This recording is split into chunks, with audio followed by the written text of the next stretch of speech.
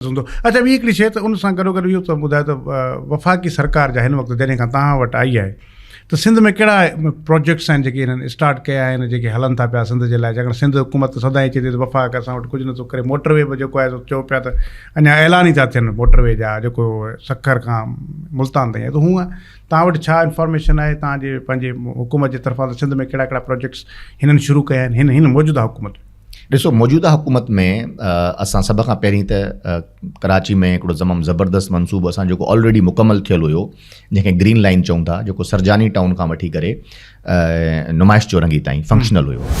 ऐं उहो न सिर्फ़ु फंक्शनल हुयो ऐं ख़ुदि कफ़ील हुयो, ज़बरदस्त तरीक़े सां कमाए बि पियो। ऐं असां उहो वफ़ाक़ी हुकूमत सॼो ठाहियो ऐं पोइ असां उहो सिंध गवर्नमेंट जे हवाले कयोसीं। ऐं डेली 1 लख जे क़रीब मुसाफ़िर कराची जा ज़बरदस्त स्टेट ऑफ आर्ट क़िस्म जी एयर कंडीशन बसिस में सफ़र था कनि।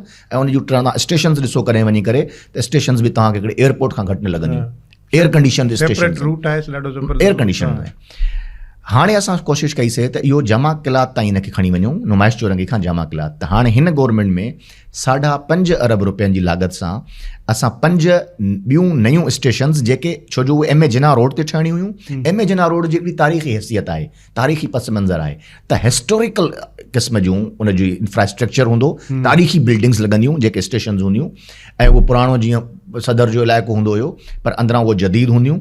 ऐं 5 स्टेशन्स असां 1.8 किलोमीटर ते उनखे जमा क़िलात ताईं खणी पिया वञूं। अच्छा, इहो कॉमन कॉरिडोर हूंदो जंहिंखे सिंध गवर्नमेंट जी रेड लाइन बि यूज़ कंदी, ऑरेंज लाइन बि यूज़ कंदी, ऐं मुस्तक़बिल में ही ब्राउन लाइन खणी ईंदा, उहा बि इन ट्रैक खे यूज़ कंदी।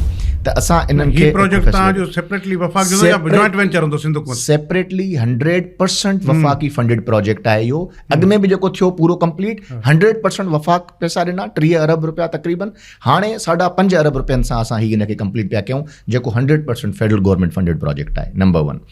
सेकेंडली, असां तमामु शानदार क़िस्म जो कराची में चाइना सां मिली करे, उहो बि 100% वफ़ाक़ी प्रोजेक्ट हूंदो, असां हिकिड़ो इकोनॉमिक ज़ोन खणी था अचूं, जेको पोर्ट कासिम वटि स्टील टाउन वटि हिते ठहंदो, जंहिंमें पूरी असां कोशिशि कंदासीं त हिकिड़ो ड्राई पोर्ट बि ठहे, हिकु इकोनॉमिक ज़ोन ठहे, इंडस्ट्रियल ज़ोन जो जेको कॉन्सेप्ट हुयो। ज़ोन जेको सीपेक वारो उन जी ज़िक्र था कयो, सेपरेट ही चाइना सां मिली करे असां कंदासीं, ज़रूरु सीपेक सां हूंदो, पर हिन गवर्नमेंट में इनिशिएटिव असां वरितो आहे। ऐं इन सां जेको कराची जे अंदरि जेको बि ट्रैफिक आहे, तमामु हैवी ट्रैफिक आहे, उहो ख़तमु थी वेंदो। ऐं उन खां पोइ हाणे छो जो असां पोर्ट ठाहे छॾींदासीं, ड्राई पोर्ट उते ठाहियूं था, इकोनॉमिक ज़ोन ठाहियूं था, ज़रूरत आहे त कराची खां हिकिड़ो नओं मोटरवे वञे। उहो नओं मोटरवे हूंदो M10, जेको मोटरवे हैदराबाद ऐं सखर मोटरवे खे कनेक्ट कंदो जामशोरे वटि।